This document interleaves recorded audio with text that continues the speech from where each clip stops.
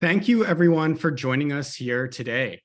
It is my honor to host you for today's discussion with Agathe Demarais, whose new book, Backfire, How Sanctions Shape the World Against U.S. Interests, was published just yesterday by Columbia University Press as part of our book series here at the Center on Global Energy Policy. It's hard to imagine a more important time for this book to be released. Now more than ever, with Russia's invasion of Ukraine and America's efforts to check China's technological rise, sanctions are not only playing a central role in U.S. foreign policy, they are reshaping the global economy and the international system itself. Agathe's book does a truly fantastic job driving these points home and showing how sanctions are having these far-reaching consequences. For those who don't know her, Agathe is the Global Forecasting Director at the Economist Intelligence Unit. She also previously served as an official at French Treasury and as an investment banker in New York and Moscow. In short, she really is the perfect person and has the perfect combination of skills to write a book that helps us understand how sanctions are changing the world around us. So we have a lot of ground to cover today, Agathe. Thank you so much for being here. Well, thank you so much for having me today. I'm delighted to be here, really. Sounds good. I will start by asking you some questions, but for the audience, I will be taking audience questions, so please do feel free to submit them throughout, and we'll definitely save time to answer them. So Agathe, I'd love to just get started by hearing about some of your inspiration for the book. What motivated you to write this book? Thanks for this question. But before we start, I just wanted to say how happy I am to be here today at my alma mater, Columbia University, and publisher, Columbia University Press. So I think this is the perfect book launch event. And I'm delighted to be doing this event with you, Eddie, given all your experience, your tremendous experience on sanctions. So to answer your question, it's a long story, actually. I would say it started about 8 years ago when Russia annexed Crimea. But to cut a long story short, 8 years ago, while I was a financial attaché at the French embassy in Moscow, working for a French treasury, and I was covering economic and financial topics. So at first, nothing to do with sanctions. And then from one day to another, well, things happened. Russia annexed Crimea, started to do some operations in the Donbas region of eastern Ukraine. And so from one day to another, I started to work on sanctions against Russia. So I was part of a small team at the French embassy in Moscow working on this, of course, in relation with Paris, with Brussels, and also with the US, of course. So that was my introduction to sanctions. And I would say already at the time, what was really interesting to me was that there were clear ripple effects of sanctions, not only US, but also European. Because for instance, European companies, would say, okay, these are interesting sanctions, but these are having an impact on our operations. So I could already have this sense that sanctions have global ripple effects beyond their targets. And then, well, I moved to Beirut, where I was still working for French Treasury. I was covering the Middle East, including Iran, including Syria, including Iraq, and of course, Lebanon. So a lot of sanctions work to do. So that was from 2014 and 2017. And there, I think that what was really interesting to me was that after 2015 and the nuclear deal, it was still very difficult to get European companies to go back to Iran. So still, I had this feeling that sanctions had ripple effects and that this would be interesting to explore. And I also had at the time a lot of conversations with Syrian friends when I was posted in Lebanon, and they would tell me about the impact of sanctions on their daily lives. So again, one more thing about the ripple effects of sanctions. And then finally, about 5 years ago, I joined the Economist Intelligence Unit in London, and there I work with a lot of companies. And here again, we can see some ripple effects of US sanctions. And that's how I came to think about the topic of the book. Then the real writing adventure started 3 years ago. I actually checked my emails. I pitched the book the first time to Columbia University Press in November 2019. And at first, I wanted to discuss, a bit of the history of sanctions, how sanctions became such an important foreign policy tool for the US and the EU, the ripple effects. And finally, while writing the book, there was all this discussion about China, about semiconductors, about export controls, and that became the third part of the book. So in a nutshell, my adventure with sanctions started 8 years ago, the book writing 3 years ago, and here I am today. My book was published yesterday. Yeah, and it really does seem almost like your career has just been almost like perfectly linked to all of this movement that's happened on sanctions in the last decade. One thing that caught my attention reading your book is that you talk about some of the history of sanctions and the fact that, going back to Periclean Athens and Napoleonic France, Reagan's America, sanctions really have been used throughout history. So maybe could you help us understand what is different about the types of sanctions that Washington has imposed in the last decade or two since you've really been involved in the topic? Okay, so that's a really broad question and a really interesting one. So in the first chapters of the book, I try to explain how sanctions have become so central to US foreign policy, because actually it's a somehow new phenomenon. It dates back to about 2 decades ago. It wasn't the case 4 decades or 5 decades ago. Well, of course, there were sanctions and embargo against Cuba and sanctions against North Korea, but these were pretty limited. And I would say at the time, sanctions weren't making the headlines.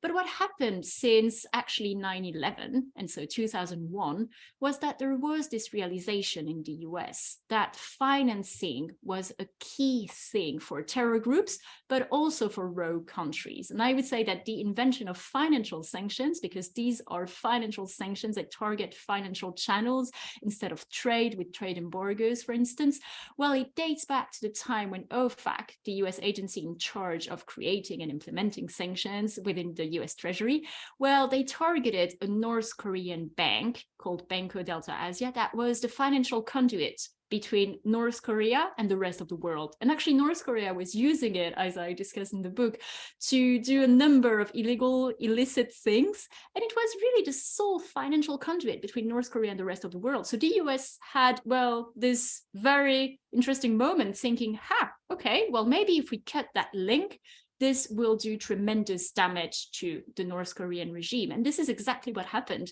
And actually, a North Korean official, a few months afterwards, admitted that this had made a tremendous blow to Pyongyang. So I think, well, that was really the invention of financial sanctions. Then, well, the US turned its sights really to Iran. This was really the moment where there were a lot of fears about Iran's nuclear program. And so the US decided to apply this new tool, financial sanctions, to Iran, which was the big US foreign policy priority at the time. But Iran was a much, much bigger case and economy than North Korea. So the US went for a strategy of doing 2 things. The first thing was target Iranian banks. So not only a single bank, because Iran had a number of banks and they were well connected, actually, for instance, to the European economy and to European companies that were doing quite a lot of trade with Iran at the time. And so the US went for this strategy of applying pressure, of cutting these banks from US financial networks. And what that means is that these banks couldn't use the US dollar anymore, and that American companies and American citizens were prohibited from doing business with these banks. And the second thing that the US did, it's, well, put things one notch further by cutting all of the ties between Iran and the SWIFT network. And that prompted financial isolation for Iran. And that was 2012, 3 years afterwards. This, well, technique worked because the US came to the negotiation table and concluded the nuclear deal. And I think there was really a demonstration at the time that sanctions can be really effective to pressure rogue countries to accept US demands. Because what happened after there was this financial isolation in Iran is that growth sank. There was a big recession in Iran. The rial, which is the Iranian currency, also reached record low levels, and inflation shot up. And finally, the third case, which I will mention, is, of course, Russia 2014 and Russia 2022, which I discuss in the book.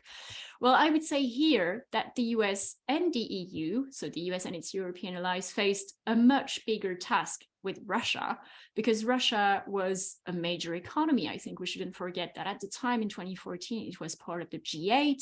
It was, well, a diplomatic partner. It was completely different times.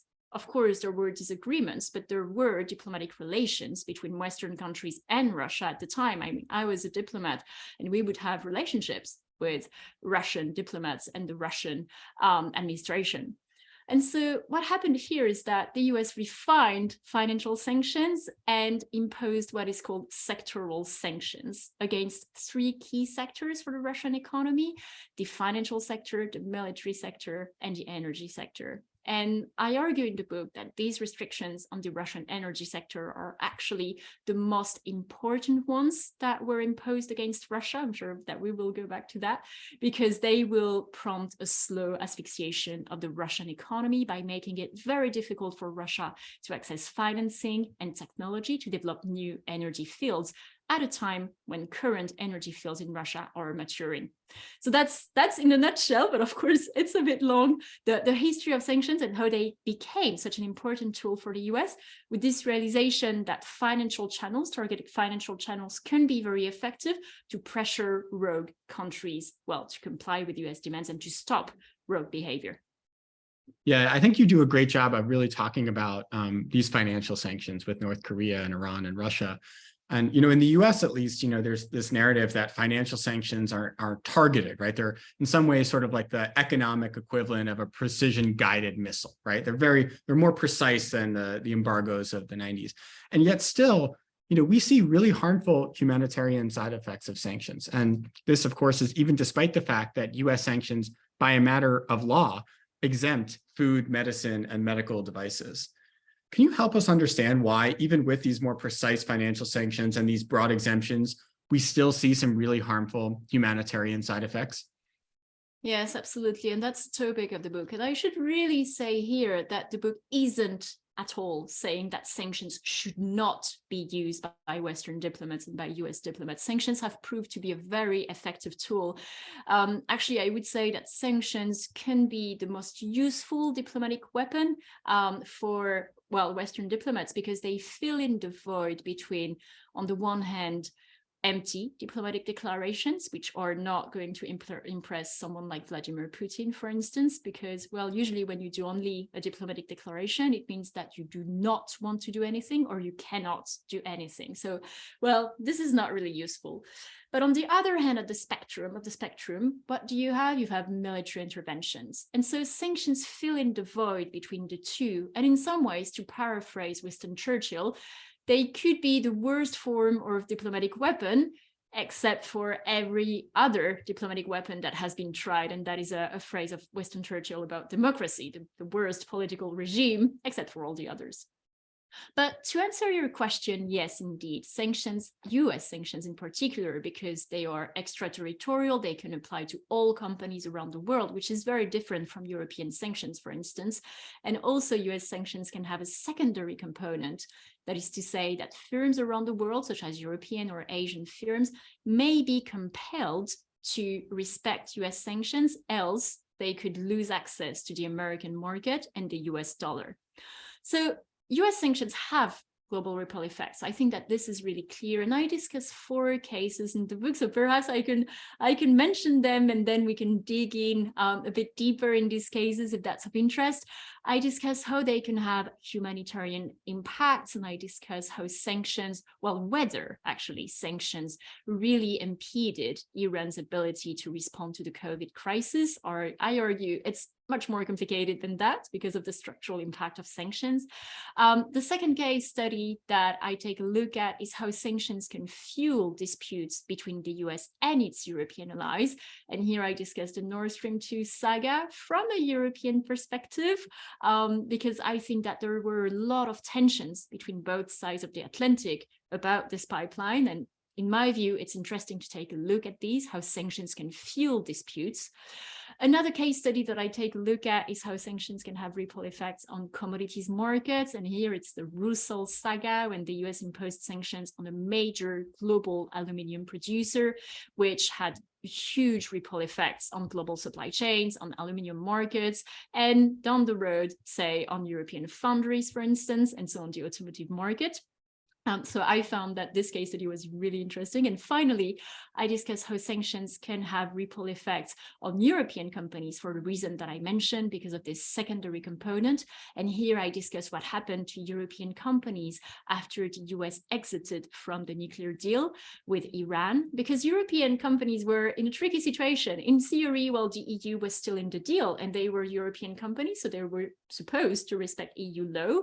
But the US was also saying that it would impose secondary sanctions against Iran. And so European companies had to choose between the US market on the one hand and the Iranian market on the other hand. And of course, well, faced with this choice, it's, well, not really surprising that all European companies choose to stick to the US market and to, well, keep access to the US market and the US dollar. So that's in a nutshell a few of the ripple effects that I explore in the book, and I'm very happy to dig deeper in any of these examples. Yeah, sure. I mean, look, I think the Iran COVID relief vignette is really interesting because, as we were talking about, the U.S. sanctions do actually provide these exemptions for the provision of things like food or medicine or medical devices. So why is it that even though those exemptions were in place, it was still hard for Iran to source, the medical equipment that it needed throughout COVID and even before COVID, right? You had stories about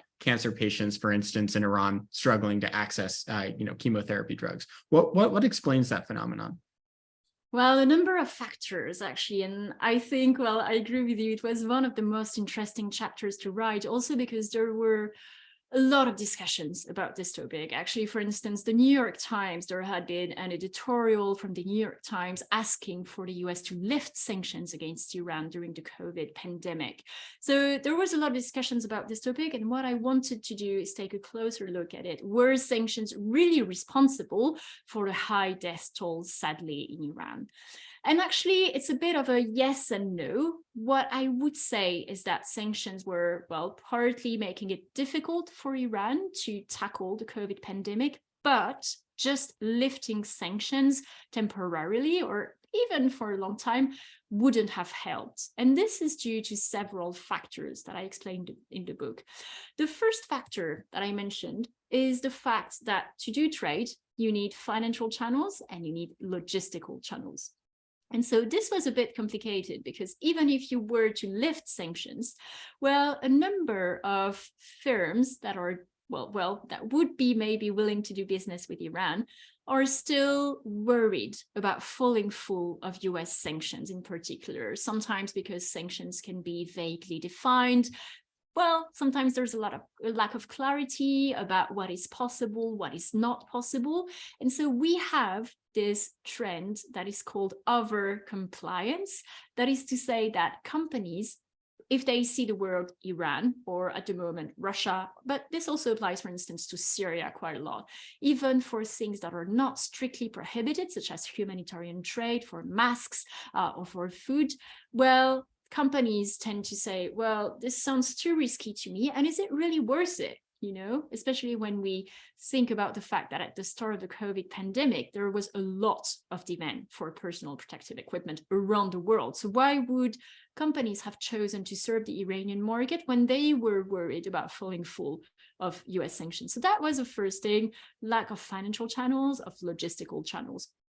The second thing is that Iran is still on the blacklist of the FATF, the Financial Action Task Force, because of concerns about Iran's lack of interest in, beefing up anti-money laundering and anti-terror financing procedures. So that was another problem, of course, that was impeding the ability of, say, European companies or Asian companies or multinational companies to go back to the Iranian market during the pandemic to export masks or to export personal protective equipment. And then finally, the devil is in the details, because to be able to qualify for the humanitarian goods exemption, well, these masks and these medical equipments had to meet very, very stringent criteria that are detailed in long pages of technical blurb.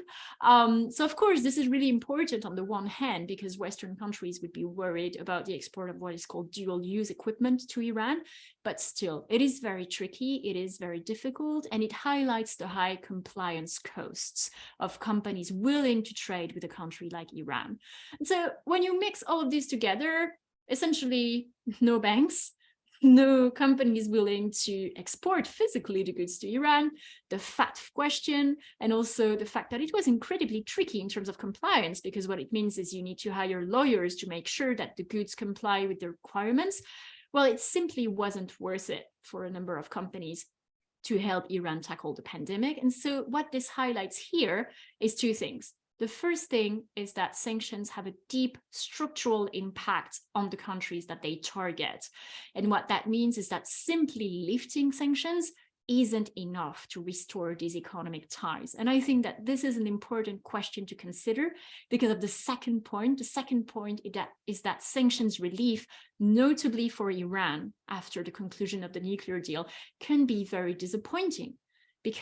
precisely because of these issues, and because European companies in particular were worried, for a good reason, that the US would exit the nuclear deal. Well, companies are simply worried to go back to market. But obviously that's a problem, because from the Iranian perspective, it was really important to show the benefits of signing the deal to the Iranian population and Iranian firms. And sanctions relief was disappointing. And that is, to me, one of the reasons why there was no nuclear deal inked again with Iran over the past few months. Yeah, and to Agathe's credit, she called that, the book went to, she finished writing the book, months ago, and she called that we would not have a renewed JCPOA, and you're looking quite accurate there.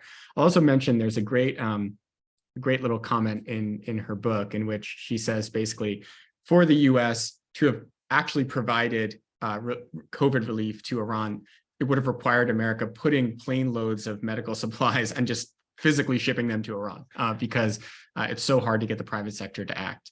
I want to shift gears a little bit because that was very interesting. Washington and Brussels have really touted their unity on Russia sanctions as a major foreign policy accomplishment. We touted it back in our day when we were involved in 2014, and it's touted even more now by people like Biden and von der Leyen. And yet in your book, you talk about growing uneasiness in Europe about sanctions. Do you think that Biden has repaired those tensions, or do you think they still exist beneath the surface in Europe? Well, I think that the current period is very, very special, but I would say definitely before Russia's invasion of Ukraine, these tensions were really simmering. I think that there has been a lot of frustration in Europe regarding US sanctions, US extraterritorial sanctions, and US secondary sanctions, precisely because they target European companies. And I think that this has led to a lot of resentment in the European Union against US sanctions, for good or for bad reasons. Sometimes there is this conspiracy theory that the US would use sanctions to advance its own economic interests. So I argue in the book that it doesn't really matter whether this is true or not. I think that there were a lot of discussions about this during the Nord Stream 2 saga. I call it a saga because I think there was a lot of exasperation from the European side about the fact that the US imposed sanctions on the pipeline. In hindsight, of course, it's very easy to say that this wasn't a good idea at all, to import more gas from Russia with a pipeline connecting Russia to Germany directly.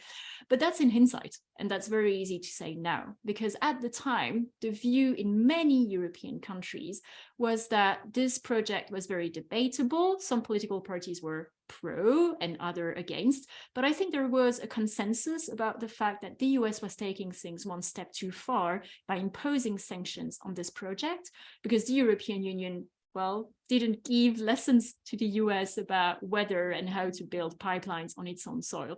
And I mean, when I say this, it may sound a bit harsh, but that's really what one would have been hearing in Brussels or in Paris or in Berlin at the time.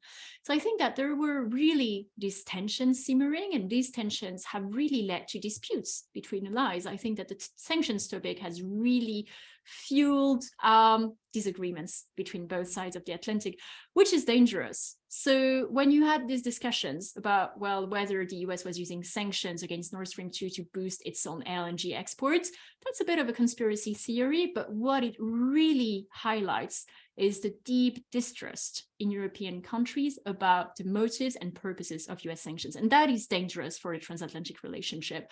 And that's something that I argue in the book. Sanctions are a bit like antibiotics. Sanctions are important, and so are antibiotics, but they need to be used with care and caution, because otherwise they will lead to sanctions resistance from targeted countries, but also from US allies. And I think that this is a very interesting parallel. And so that's something that I discuss in the book, how sanctions can fuel these disputes between allies. And I think that things have been much better since Russia's invasion of Ukraine for sanctions cooperation, of course. These are very terrible moments.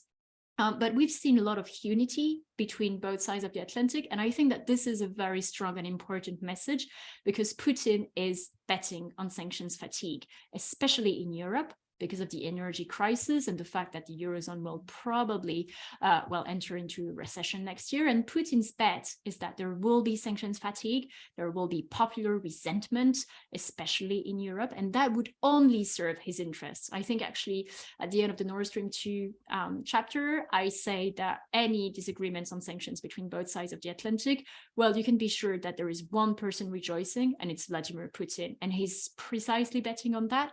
So preserving this unity will be really, really important in the weeks and months to come.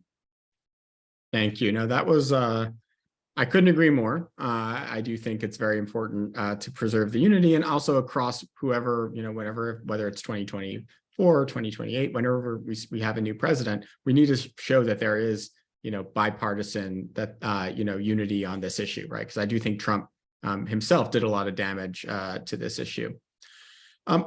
You mentioned that, overuse of sanctions can lead to resistance, can lead to, governments, companies trying to find workarounds. The power of US sanctions, as you do a really good job describing in your book, is rooted in the systemic role that the US dollar plays in global finance. And in your book, you describe tools such as swap lines and bank digital currencies that countries like China are pursuing that could potentially undercut the dollar's role and maybe even weaken US sanctions over time. Can you walk us through these tools and maybe assess, maybe rank them, which ones actually pose a real threat to US sanctions and which ones maybe aren't such a big threat? I love your way to phrase this question. So, well, the ranking is going to be interesting. I'm trying to do it in my head while we speak. So essentially, yes, it goes back to this concept of sanctions resistance that I've just mentioned. Sanctions are very important, just like antibiotics. But what happens is that if there is sanctions overuse, as one could argue may have happened over the past decades, then it is to be expected that the targeted countries are going to mount challenges to the effectiveness of sanctions. And I think that this is only natural. If you're a country under sanctions, well, you would think, okay, how do I circumvent the sanctions if they don't want to give in to US demands or European demands? And so I discuss in the book 3 tools, and I'm still ranking them by order of effectiveness in my head, 3 tools that targeted countries are increasingly using to essentially circumvent financial sanctions. And to do that, as you exactly said, they need to circumvent the US dollar, of course, and also Western financial channels. And so they have 3 tools at their disposal. The first one is bilateral currency swaps. What do I mean here? Well, essentially, if a company, and I'm completely making that example up, in South Africa wants to do trade with a company in India, what happens is that the central banks of South Africa and India aren't directly connected to each other. Think of it like a phone line. They don't have an open phone line. And so what that means is that these 2 companies are going to invoice each other in a third currency, the US dollar in general, in 40% of cases, and the euro in the remaining 40%. And then you have a few other currency for the other 20%. But what happens is that if you use the US dollar for this exchange, precisely because you don't have a channel to trade directly in your local currencies, because your central banks aren't connected to each other, there isn't a direct link between the South African currency and the Indian currency, well, you become liable to US sanctions. You have what is called a US nexus. And that is critical because it means that US sanctions will apply. And so, unsurprisingly, a number of countries around the world are trying to develop what is called bilateral currency swaps, which is essentially a way to open a phone line with other central banks around the world. And unsurprisingly, China leads the way here. Actually, it has more swap lines open than the US Fed, and for a much bigger amount. It is essentially opening up all of these lines with central banks around the world to be able to do trade directly without having to use a third currency like the dollar and the euro. And actually something happened in 2020, just to illustrate this. Well, in 2020, the majority of Russia-China trade became denominated in either Russian rubles or Chinese renminbis. And so that's started to partly shield, I emphasize partly, Russia-China trade from Western sanctions. And unsurprisingly, it's, well, China and Russia that are doing that. So that's the first tool. But it would be of no use, this tool, for rogue countries, essentially, if they kept using Western financial channels. And here, the big Western financial channels, it's called SWIFT. There's been a lot of headlines about SWIFT, about the possibility of cutting Russian banks from using SWIFT altogether. The way to think about SWIFT is that it's a Rolodex of banks to connect banks all together. So we have the phone lines with the bilateral currency swaps, but we also need a Rolodex to know how to route the financial transfers. And SWIFT does exactly that. But in 2012, as we mentioned a few minutes ago, the US applied pressure on SWIFT for SWIFT to cut Iranian banks from its network. And so what happened is that it was a seminal moment because rogue countries took note that they could be one day disconnected from global financial channels, because at the moment, well, it's only SWIFT pretty much. And so they started to do some work, and China leads the way here, and it's built its own system called CIPS. So at this point of the conversation, usually experts would argue that CIPS is much smaller, and that's completely true. For instance, the entire turnover of CIPS, the Chinese system, in 1 year is smaller than the turnover of SWIFT in 3 days. That's exactly true. And also SWIFT connects many more banks than CIPS.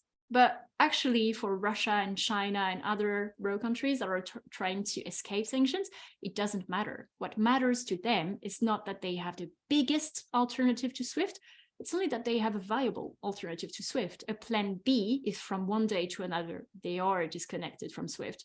And here CIPS would do the job, because it connects 1,300 banks around the world, that is to say pretty much any major financial institution, and it just works. And so that is really something that China is trying to develop, and it's also part of China's willingness to do more trade abroad and to use the renminbi for trade abroad, to internationalize the renminbi with this system. So that's the second system. And finally, the third one, and I'm going to talk about China again. Well, the third one is about digital currencies. Digital currencies are, it's not crypto. It's a question that I get asked quite a lot of time. It's different from crypto. These are issued by the central bank of a country, and they are stored on the wallets of people on their mobile phones. Pretty much everybody has a mobile phone these days. And so it's a digital thing, a digital coin that you have on your mobile phone wallet. And in China, more than 300 million Chinese people, probably closer to 400 million actually at the moment, are already using a digital renminbi. And it's really nothing small, because for instance, at the Beijing 2022 Winter Olympics, people could pay using either a Visa payments card, Visa was the official sponsor of the Olympics, or using this digital renminbi. And for China, this digital renminbi comes with huge added benefits. The first one is, of course, it has surveillance capabilities. There is no doubt that Chinese security services would track every transaction that is made with the digital renminbi in real time to spot suspicious patterns, or also possibly the operations of foreign intelligence agencies on Chinese soil if you need to pay for everything with a digital coin. The second benefit, of course, is that it is immune to sanctions. And so that is really huge for China. And this is unsurprisingly something that China is trying to develop. And so, well, to answer these questions, these are the three tools. So bilateral currency swaps, which is also called de-dollarization trend. The second tool, well, we have these alternatives to SWIFT. And the third tool is digital currencies. And actually, I would rank them exactly that way. I would say de-dollarization, that's more of an immediate threat, immediate trend, but probably less effective if you keep using Western financial channels. Then second thing, you need alternatives to SWIFT. But the third thing is really this digital currency, because a digital currency, well, you don't even need SWIFT or CIPS or anything to use it. And that's probably one of the biggest challenges to the effectiveness of US sanctions in the coming decades. We're really not talking about a few years here. The horizon would be maybe 2 decades or 3 decades. And I would think that this poses a critical threat to the effectiveness of US sanctions in the future.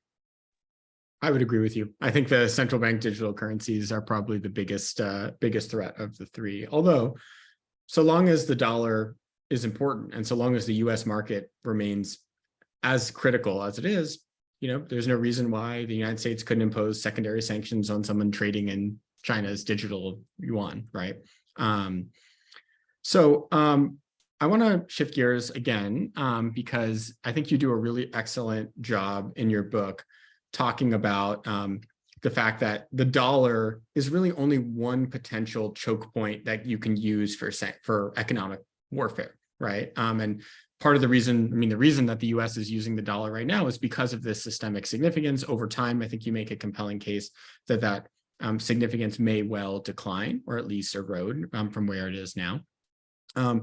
You argue in your book that there are other choke points. And in fact, one of them we're already sort of seeing, which is really frontier technology and in particular, computer chips.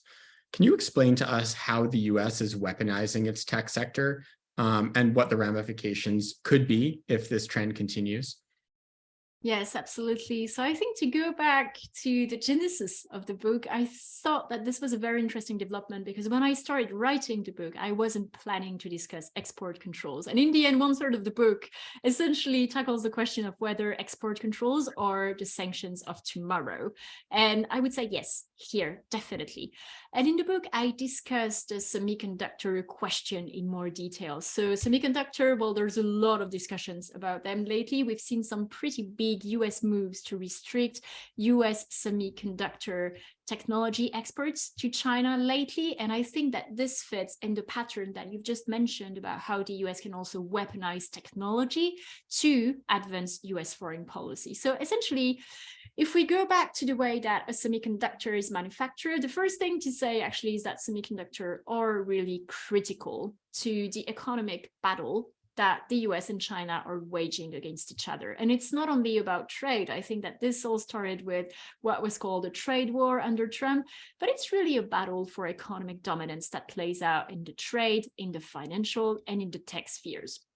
And in the tech spheres, the US really has a trump card, and it's semiconductors, because at the moment, American companies control the upper echelons of, well, what is needed to build a semiconductor. They essentially control the technology behind all the semiconductors that power computers, for instance, or mobile phones, but also military technology. And that is really key, actually.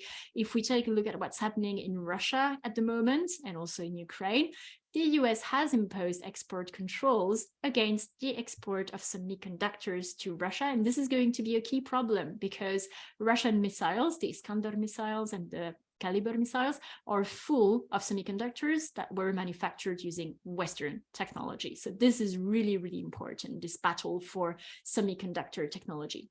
And so the US controls the technology for semiconductors. And so there has been this realization in the US over the past years. It's fairly recent because in the past, export controls were used essentially during the Cold War to prevent the export of stuff that could serve the Russian military, the Soviet military at the time.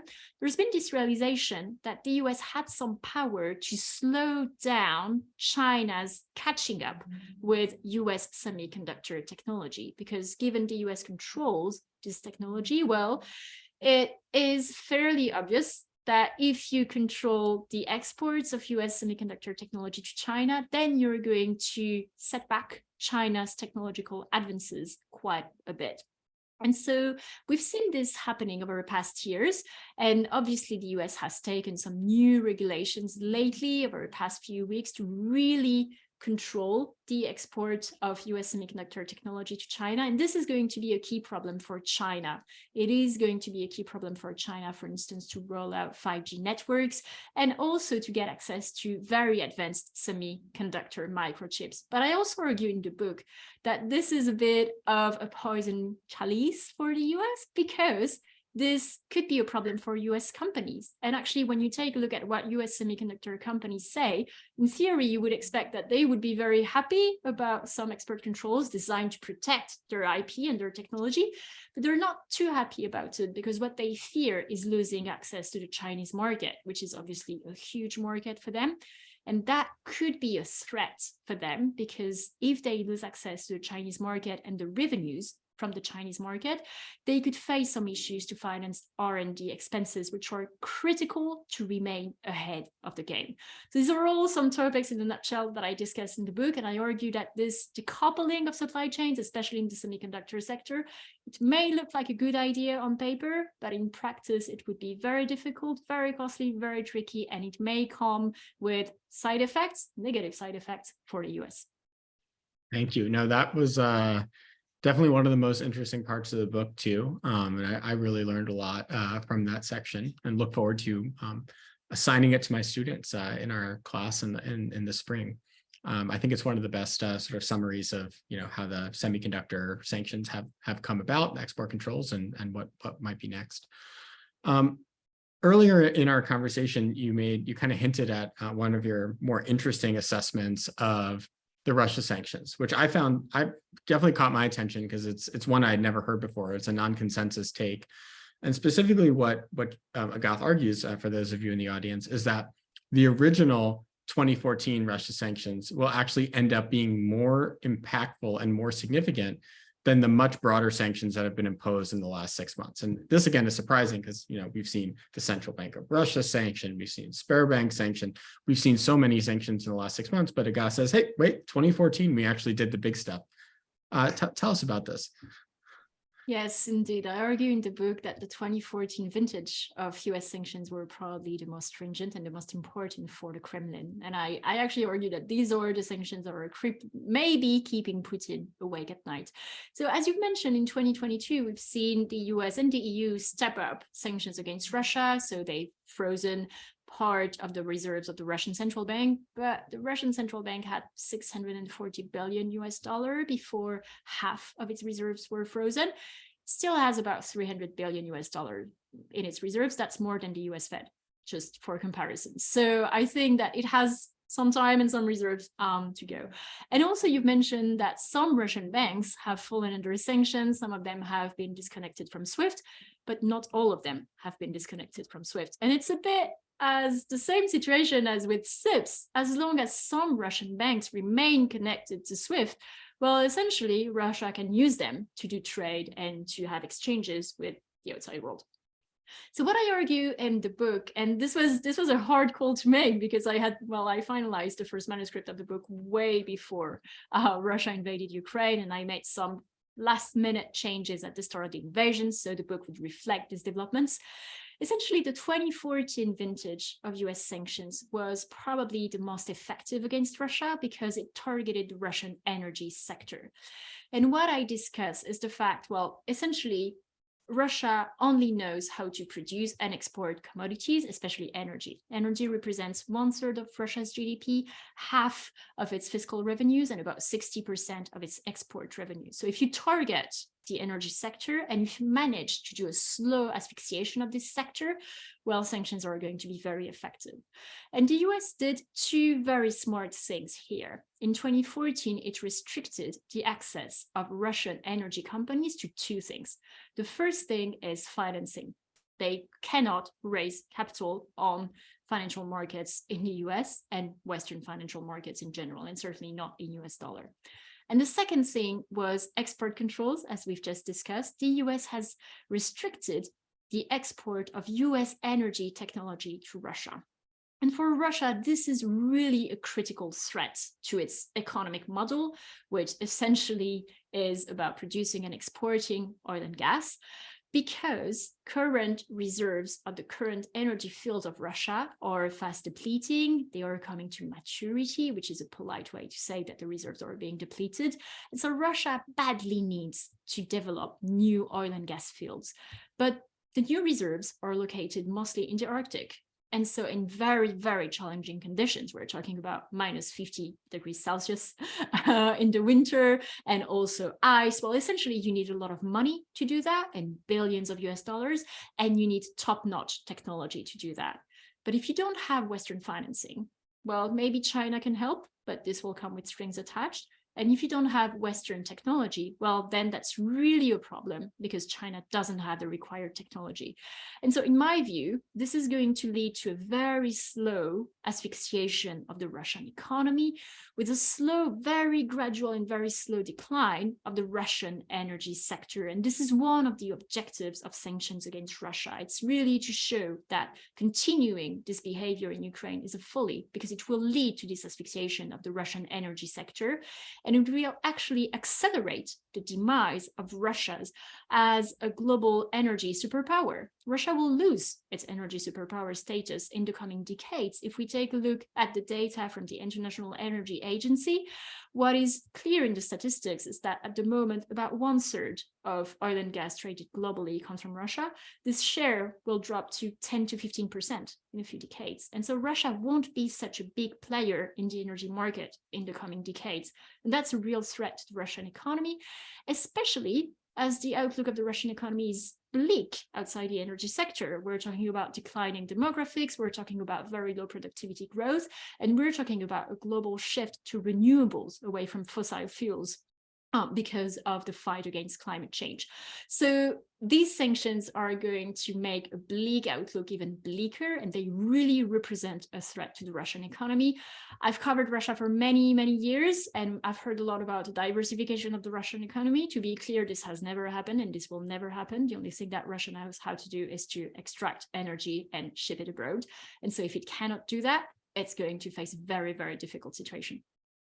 Yeah, it reminds me of John McCain's phrase that Russia is a country or a gas station masquerading as a country, which is a bit, maybe a bit over the top, but I guess I do think from an economic standpoint, you're right. And certainly with all of with so many smart young people fleeing Russia and seeking homes in Europe and other places, I think this will become even harder for Russia to diversify. I have one more question for you, and then I'm going to turn to, we have a whole bunch of audience questions, so I want to save time for those.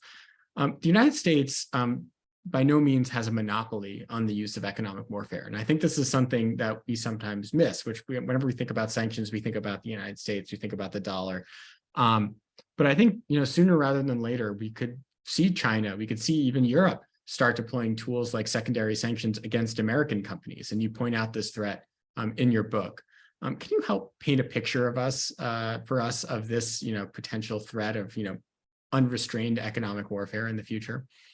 Yes, absolutely. So again, we're talking about something that is not going to happen from one day to another. It will not be tomorrow. But in a few decades, when China becomes probably the world's largest economy, there is a lot of debate about this, whether it will happen eventually or not. But I think that's something that people are not debating, is the fact that China is rising in the global league table of the world economies. Well, when China is at the top or very near the top, it will be able to apply far more pressure on multinationals, non-American, non-Chinese, to comply with Chinese demands. Essentially, it could very well do what the US does, because at the moment, as we've just said, well, the powerfulness of US sanctions rests on the fact that the US has an hegemony financially with the US dollar, with Western financial channels. But if China develops all these mechanisms that we've discussed a few minutes ago, SIPs, this alternative to SWIFT, and if a number of countries and companies sign up for this mechanism, also with this digital currency, and also if the renminbi, well, becomes a much more traded currency globally, again, this is going to be very, very slow because of the capital controls that the Chinese leadership still imposes. But it may happen eventually in a few decades. And then in a few decades, we could have a situation whereby China is essentially doing what the US does, imposing sanctions, essentially secondary sanctions, and asking countries and companies to pick sides between the US and Western countries on the one hand, and China-allied countries on the other hand. And what I say in the book is that this trend towards fragmentation of the global economic, financial, geopolitical, diplomatic landscape is a very, very dangerous one. We could end up in a world where you have competing powers, and the big question here is, where will countries align, essentially. I think it's fairly clear that you will have a Western bloc. It's fairly clear that you will have a China, Russia, Iran, rogue countries bloc.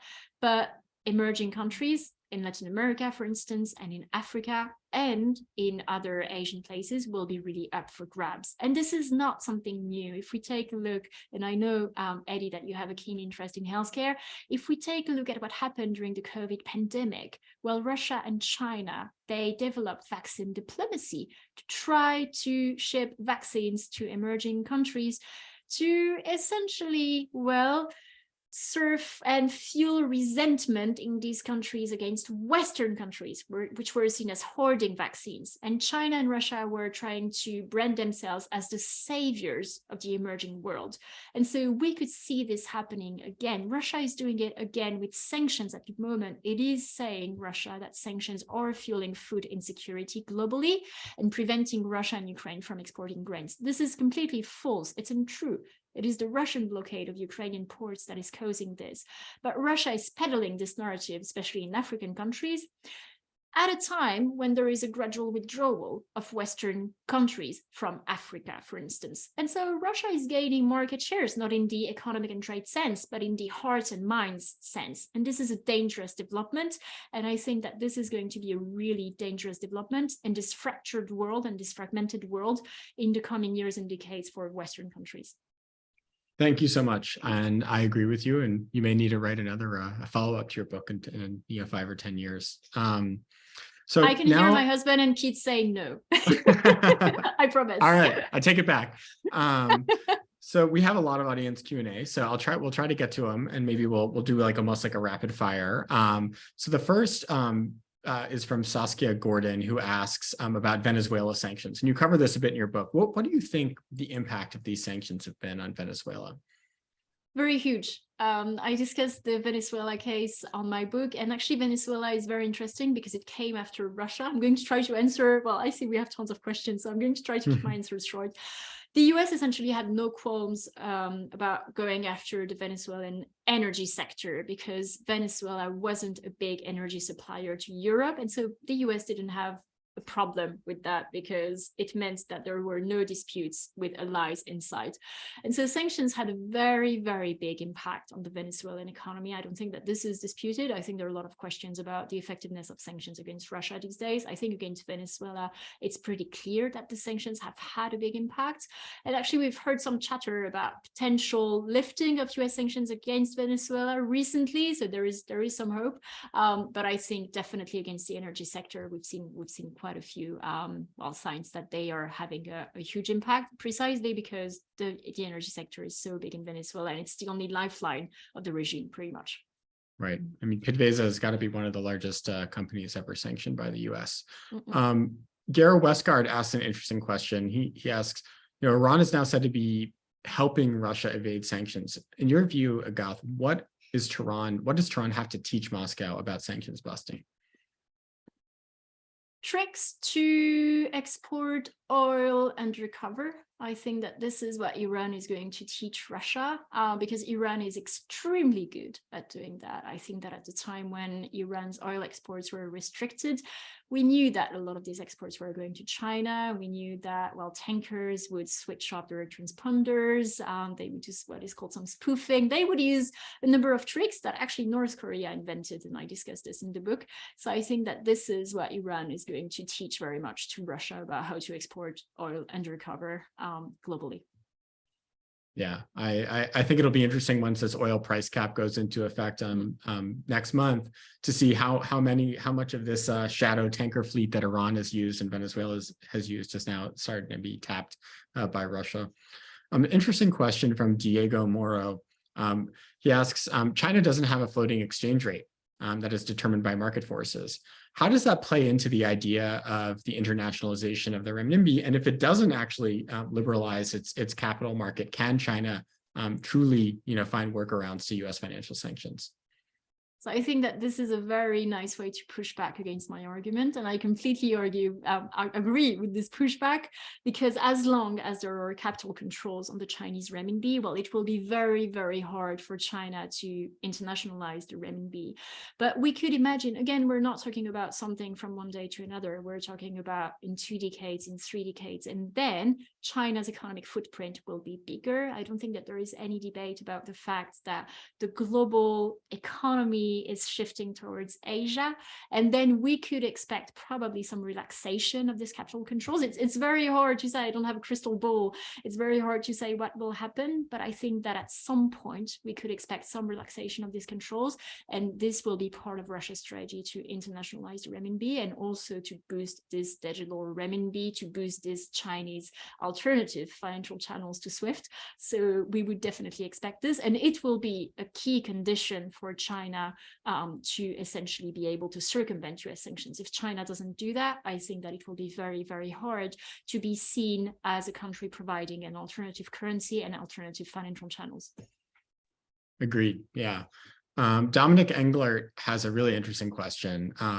Is there any empirical evidence that countries that are under sanctions wind up actually having more innovation because they don't have access to the outside world? So I'm thinking maybe import substitution or domestic innovation. Is there evidence of that or not really?